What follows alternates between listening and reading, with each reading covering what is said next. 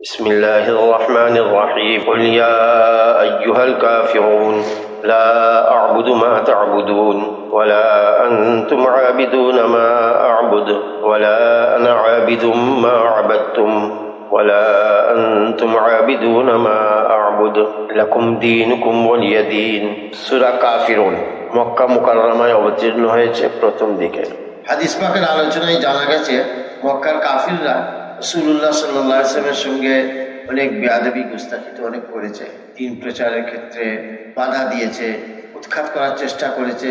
যখন রাসূলুল্লাহ সাল্লাল্লাহু আলাইহি ওয়াসাল্লাম অদম্য মনোভাব নিয়ে কাজ করতে রইলেন, মানুষের কাছে দ্বীনের প্রচার করতে রইলেন, তারা যখন দেখলো কোনোভাবেই দমানো যাচ্ছে না, তখন রাসূলুল্লাহ সাল্লাল্লাহু আলাইহি ওয়াসাল্লামের কাছে লোভ দেখিয়েছিল। লোভ দেখিয়ে দিনের যে অগ্রগতি, ইসলাম যে এগিয়ে চলেছে সেটাকে একটু বাধা দেওয়ার চেষ্টা করেছে। যে সুন্দরী মেয়ে ছেলের সঙ্গে আপনার বিয়ে দেবো, টাকা পয়সা দেবো, রাজত্ব দেবো, যা চান তাই দেবো, আপনি এই দিন আল্লাহ এক, এই এক আল্লাহ, এই কথাটা আপনি বলা ছাড়িয়ে দেন। সেটাও যখন হলো না, তখন কাফিররা আর একটা পথ অবলম্বন করেছিল, সেটা হচ্ছে সন্ধির পথ। যে হে মুহাম্মদ, আর ঝগড়া করে লাভ নেই, এসো একটা সন্ধি করে। সন্ধিটা কি? আমরা যে এতদিন আমাদের পূর্বপুরুষরা সব যাদের পূজা অর্চনা করে এলো, সেগুলো তো ছেড়ে দেওয়া যায় না। আর তুমি যা বলছো সেটাও তো শুনছি এতদিন আমরা। এক কাজ করো, মিলেমিশে থাকি, মাহবুদটাও ভাগ হয়ে যাবে। উপাস্য যার উপাসনা করছি তাকেও আমরা ভাগ করে নিই। এরকম ভাগ করা, 1 বছর তুমি আমাদের সব মাহবুদদের মেনে তার ইবাদত করবে, আর 1 বছর আমরা সবাই মিলে আল্লাহর ইবাদত করবো। সন্ধি হয়ে গেল, কোনো ঝগড়ার কিছু নেই, মিলেমিশে থাকা হবে।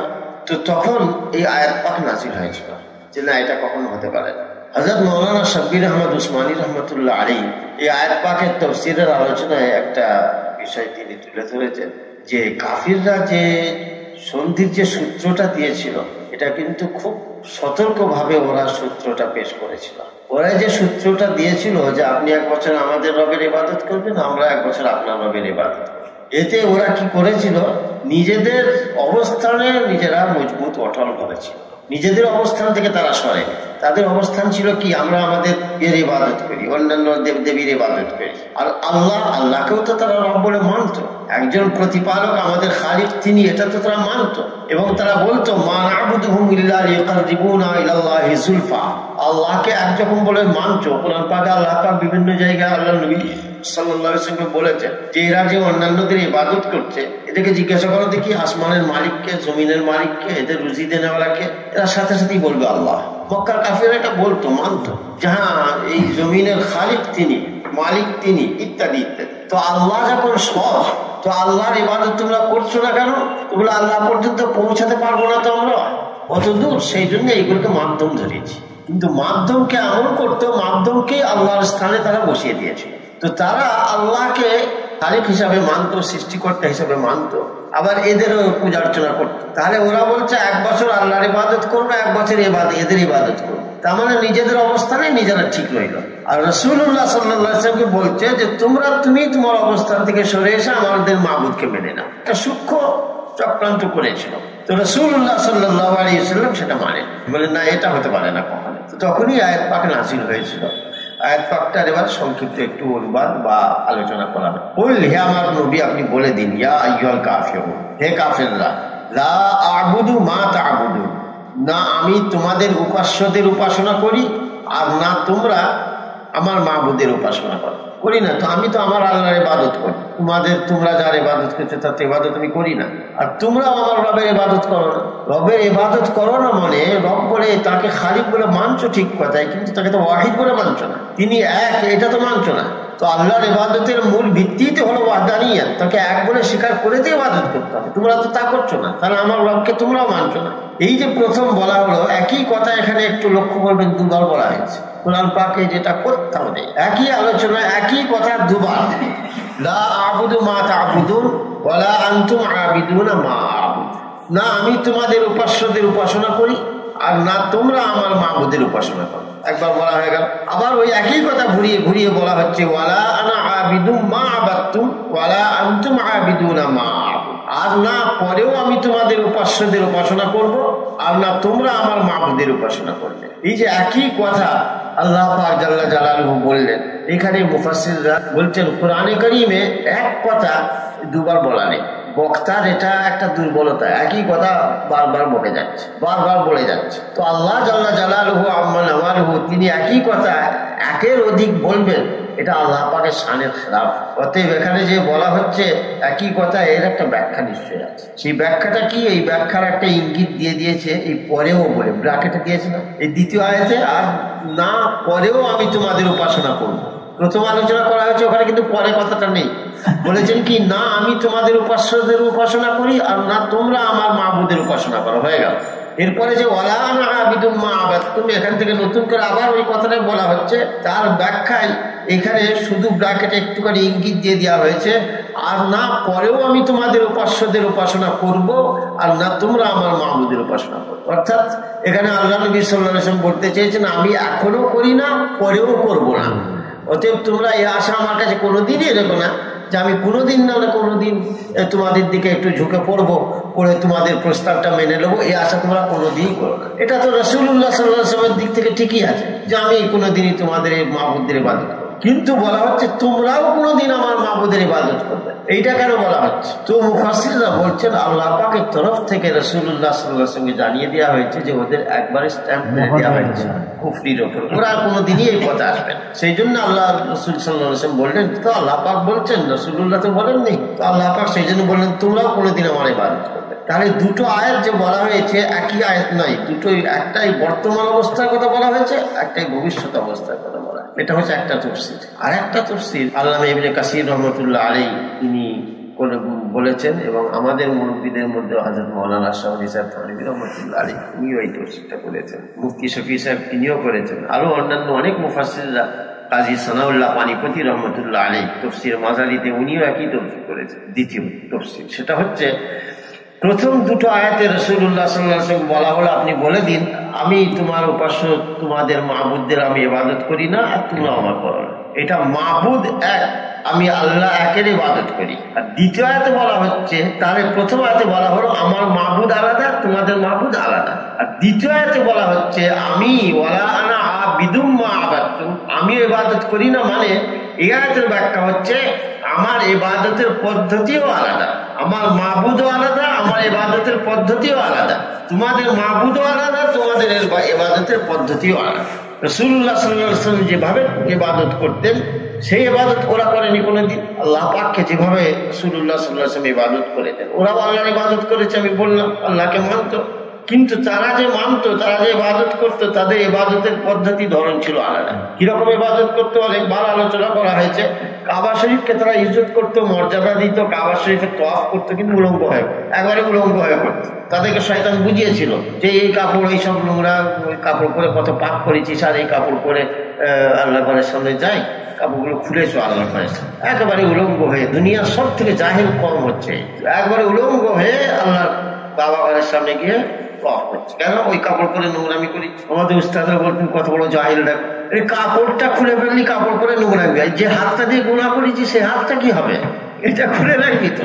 তোদের ইবাদতের পদ্ধতি আলাদা, ওরা আরাফার ময়দানে ঘাটে যেতে চাইতো না, এইসব নানান আলোচনা আছে, ওদের ইবাদতের ধরন আলাদা ছিল। তো প্রথম আয়াতে বলা হচ্ছে আল্লাহ পাক বললেন রাসূলুল্লাহ সাল্লাল্লাহু আলাইহি ওয়াসাল্লামকে আপনি বলে দিন আমার মাবুদও আলাদা, আর দ্বিতীয় আয়াতে বলা হলো আমার ইবাদতের ধরনও আলাদা। আমার মাবুদকে ছেড়ে আমি কোনোদিন তোমাদের মাবুদকেও মানব না, আর আমার ইবাদতের ধরন ছেড়ে দিয়ে তোমাদের ইবাদতের ধরনও কোনোদিন আমি অবলম্বন করব। মানে একবারে শিরকের মানে মূলোৎপাটন যাকে বলে, কোন রকম মানে বিন্দুমাত্র শিরকের কিছু থাকবে না। ইবাদত তো আল্লাহকে ছেড়ে করবোই না, এমনকি ইবাদতের পদ্ধতিতেও আমি শিরক করব না। মৌলানা আমাদের আল্লামা সাব্বির আহমদ উসমানী রহমতুল্লাহ আলাইহি আর একটা সূক্ষ্ম কথা বলেছেন, আরবি ব্যাকরণের কথা, তাও একটু বুঝিয়ে বলছি, ইনশাআল্লাহ বুঝতে পারবো। তিনি বলছেন যে তাদের ইবাদতের ব্যাপারে আল্লাহ পাক দুরকম শব্দ অবলম্বন করেছেন। দেখুন, প্রথমটা হচ্ছে লা আবুদু, আল্লাহ নবী বললেন আমি তোমাদের উপাস্যদের উপাসনা করি না, লা আবুদু মা তা'বুদুন, যেটা যার তোমরা ইবাদত করো, লা আবুদু মা তা'বুদুন, যার তোমরা ইবাদত করো আমি তার ইবাদত করি না। এটা হলো প্রথম কথা। তারপরে নবীজি কি বললেন 3 নম্বর আয়াতটা দেখুন, ওয়ালা আনা আবিদুম মা আবাদতুম, এই 3 নম্বরে 4 নম্বর আয়াত, ওয়ালা আনা আবিদুম মা আবাদতুম, আর আমি পরেও তোমাদের উপাস্যদের উপাসনা করব না। আল্লামা শাব্বির আহমদ উসমানী রহমতুল্লাহ আলাইহি উনি লিখছেন যে মা তা'বুদুন, এটা হলো 2 নম্বর আয়াত, আর 4 নম্বর আয়াতে মা আবাদতুম একই কথা বলা হচ্ছে। উনি বলছেন যে তা'বুদুন এটা হচ্ছে ফিউচার টেন্স, ভবিষ্যৎকাল, ফিউচার টেন্স। আর ওই একই কথা 4 নম্বর আয়াতে বলা হয়েছে, সেখানে পাস্ট টেন্স মা আবাদতুম। এই টেন্সটা আল্লাহ পাক দুরকম ওদের মাবুদের ক্ষেত্রে দুরকম ব্যবহার করলেন, এক জায়গায় ফিউচার টেন্স, এক জায়গায় না পাস্ট টেন্স, অতীতকাল। আল্লামা শাব্বির আহমদ উসমানী রহমতুল্লাহ আলাইহি বলছেন এর মধ্যে আল্লাহ পাক একটা সূক্ষ্ম ইঙ্গিত দিয়েছেন, সেটা হচ্ছে তোমাদের যে যার ইবাদত করছো এই মাবুদ স্বীকার করার মধ্যেও তোমাদের কোনো স্থায়িত্ব নেই। একবার এর ইবাদত করো, একবার ওর ইবাদত করো। আজকে কিছুদিন এটাকে ভালো লাগলো, এর ইবাদত করতে রইলে, আবার কিছুদিন পরে একে ছেড়ে দিয়ে আবার একটা নতুন করে ধরলে, এটা অতীত হয়ে গেল, এবার একটা নতুন করে ধরলে। কিন্তু আল্লাহ নবী সাল্লাল্লাহু আলাইহি ওয়াসাল্লামের ব্যাপারে একই কথা আছে, আমি একজনের ইবাদত করি, আমার ইবাদতের ধরন এক, মাবুদও এক, এবং অতীত ভবিষ্যৎ বর্তমান সর্ব মুহূর্তে আমার একই তরিকা। যা বলা আনতুম আবিদুনা মা আবুদ, আর না তোমরা আমার ইবাদত করবে, এই উপাসনা মাবুদের উপাসনা করবে, না আমি তোমাদের মাবুদের উপাসনা করব। লাকুম দীনুকুম ওয়ালিয়া দীন, এই আয়াতটা খুব ভালো করে বুঝবার, এটা আমরা সবাই জানি আর সবাই বলতে থাকি এরকম দীনুকুম ওয়ালিয়া দীন, ভাই তোমার ধর্ম তোমার কাছে, আমার ধর্ম আমার কাছে। এটা আমরা প্রচলিত তাফসীর আমাদের বলি আমরা, কিন্তু এখানে ব্যাখ্যাটা কি করেছে দেখো। লাকুম দীনুকুম ওয়ালিয়া দীনের মানে হচ্ছে তোমরা তোমাদের প্রতিফল পাবে আর আমি আমার প্রতিফল পাবো, এখানে ধর্ম বলা হচ্ছে, এটা ভালো করে বুঝবা। লাকুম দীনুকুম ওয়ালিয়া দীনের যে প্রচলিত তাফসীর, প্রচলিত ব্যাখ্যা যেটা আমরা করে থাকি, বলে থাকি, শুনে থাকি, ওই তাফসীর যদি মেনে নেওয়া হয় তাহলে এই আয়াতটা এখন নাজিল হয়নি, মক্কা মুকাররমাতেই নাজিল হয়েছে। তাহলে যখন আল্লাহ পাক বললেন, নবীজি বললেন যে তোমাদের ধর্ম তোমার কাছে, আমার ধর্ম আমার কাছে, তার মানে হলো তুমি তোমারটা নিয়ে থাকো, আমি আমারটা নিয়ে থাকি, এই এক ধরনের সন্ধি তো হলো। তাহলে জিহাদ করার কি প্রয়োজন? তাহলে এরপরে দাওয়াত দেওয়ার কি দরকার? অথচ এই আয়াত নাজিল হওয়ার পরেও রাসূলুল্লাহ সাল্লাল্লাহু আলাইহি ওয়াসাল্লাম বহু দাওয়াত দিয়েছে। যখন বলা হচ্ছে তোমার ধর্ম তোমার কাছে থাক, আমারটা আমার কাছে থাক, তাহলে দাওয়াত দেওয়ার দরকার নেই। তাহলে অথচ এই আয়াত নাজিল হওয়ার পরেও নবীজি দাওয়াত দিয়েছেন, জিহাদ করার কোনো দরকারই ছিল না, অথচ জিহাদ হয়েছে আয়াত অবতীর্ণ হওয়ার পরে। তাহলে আয়াতটার মানে কি হলো? প্রশ্নটা বুঝতে পারছেন? যদি মেনে নেওয়া হয় যে ওই তাফসীর যে তোমার ধর্ম তোমার কাছে, আমার ধর্ম আমার কাছে, তাহলে কিন্তু জিহাদের হুকুম মনসুখ হয়ে গেল, বাতিল হয়ে গেল, আর জিহাদের প্রয়োজন নেই, আর দাওয়াত দেওয়ারও দরকার নেই রায়ের কওমকে। এই তাফসীর কিছু কিছু কেউ করেছেন, সমাজে যে এই তাফসীরটার প্রচলন আছে এটা একেবারে অমূলক নয়, কেউ কেউ এই তাফসীর করেছেন, কিন্তু অধিকাংশ মুফাসসিররা এর উপর এই প্রতিবাদটা করেছেন যে কখনোই হতে এই তাফসীর করলে জিহাদের হুকুম বাতিল হয়ে যাবে, তার দাওয়াত দেওয়াটাও অনর্থক হয়ে যাবে। রাসূলুল্লাহ সাল্লাল্লাহু আলাইহি ওয়াসাল্লাম দাওয়াত দেওয়ারও কোনো দরকার ছিল না, মেহনত করারও দরকার ছিল না, ভাই তুমি তোমারটা নিয়ে থাকো, আমি আমারটা নিয়ে থাকো, তা নয়। আসলে দ্বীন শব্দ মানে ধর্ম। মুফাসসিররা বলছেন দ্বীন শব্দ মানে কি শুধু ধর্ম? দ্বীন মানে তো প্রতিদান, দ্বীন মানে শুধু ধর্ম নয় তো। দ্বীন শব্দটা এর তো আরো মানে আছে, আমরা পড়ি না আর রহমানির রহিম মালিকি ইয়াউমিদ্দিন, বিচার দিনের স্বামী বলি তো।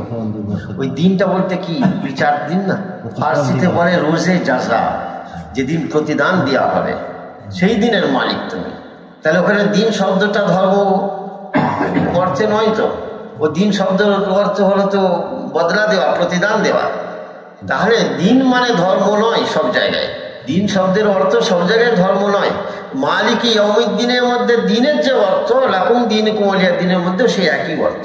তুমি ওখানে যেমন আল্লাহ নবী সাল্লাল্লাহু আলাইহি ওয়াসাল্লাম বললেন যে যার ইবাদত করছো করো, করতে থাকো, কি বলবো তোমাদেরকে তো বোঝানোর পরে তোমরা বুঝতে চাইছো না, এবার তুমি তোমার নিয়ে থাকো, তো তোমার আমলের বদলা তুমি পাবে, আমার আমলের বদলা আমি পাবো। কোরআন পাকে এই ধরনের আয়াত আল্লাহ পাক অন্য জায়গায় ইরশাদ করেছেন, ফাইন কাযাবুকা ফাকুল লি আমালি ওয়া লাকুম আমালুকুম। এরা যদি আপনাকে মিথ্যা প্রতিপন্ন করে, অস্বীকার করতেই থাকে, কোনোভাবে যদি মানতে না থাকে, তাহলে আপনি বলে দিন লি আমালি ওয়া লাকুম আমালুকুম, বাবা আমার আমল আমার কাছে, তোমাদের আমল তোমার কাছে, ঠিক এই ধরনেরই কথা। অন্য আয়াতে আল্লাহ পাক ইরশাদ করেছেন লানা আমালুনা ওয়া লাকুম আমালুকুম, আমি আমাদের আমল নিয়ে থাকি, তোমরা তোমাদের আমল নিয়ে থাকো। এই যে বিভাজন, এই তুমি তোমারটা নিয়ে থাকো, আমি আমারটা নিয়ে থাকি, ধর্মের ব্যাপারে বলা হচ্ছে না, প্রতিদানের কথা বলা হচ্ছে। অতএব তোমার ধর্ম তোমার কাছে, আমার ধর্ম আমার কাছে, তাফসীরটা যদিও এর প্রচলন সমাজে আছে এবং আমি বললাম একেবারে অমূলক নয়, কিন্তু এই সময় এই তাফসীরটা একটু দুর্বল, সরল ব্যাখ্যা, এবং এই ব্যাখ্যায় গেলে সমস্যা এসে যাচ্ছে। সেই জন্য এইখানে ব্যাখ্যাটা খুব সুন্দর করেছে। হ্যাঁ, লাকুম দীনুকুম ওয়ালিয়া দিন মানে হলো তোমরা তোমাদের প্রতিফল পাবে আর আমি আমার প্রতিফল পাবো, এই সংক্ষিপ্ত তফসির।